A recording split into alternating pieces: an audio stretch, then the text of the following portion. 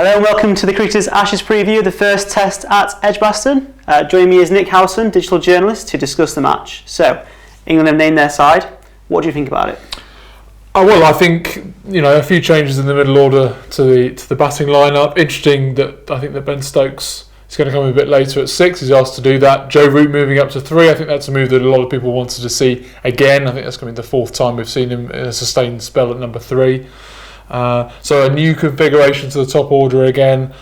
Not surprised that Jofra Archer's missing out. I think it's a long series and we'll go on to the Australian attack later. But England are clearly looking at the long game there. Not a surprise. He's got clearly that size, clearly not right, even after an extended break after the World Cup, and he played for Sussex last week. But good, I think right that Chris Woakes plays on his home ground. Had a good match at Lords.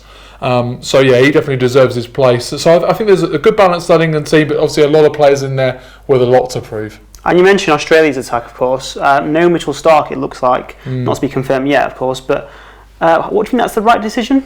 I think it's difficult to drop James Patterson. I think such as the velocity that he's going to offer.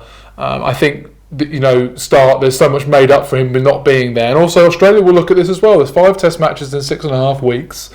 They won't want to force Starc in if he's not 100%. He played every game for Australia in the World Cup and was so important for those leading wicket taker. He's going to play at some point during this series. Australia are going to mix up their bowlers a lot. We might see Peter Siddle at some point as well later on down the series. So there's no guarantee for any of them. I think they've gone in with the informed 3 at the moment. And we're left to see if that's going to pay dividends. And of course, I've got to ask you this question: who's going to win?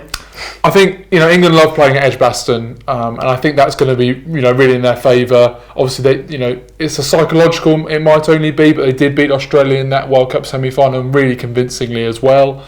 And there's a few Australian players, and they've got something to prove. Cameron Bancroft coming back into the team, and 1 or 2 untested faces in there as well. So I fancy England to get the win, but as we know, this is going to be a series of results matches.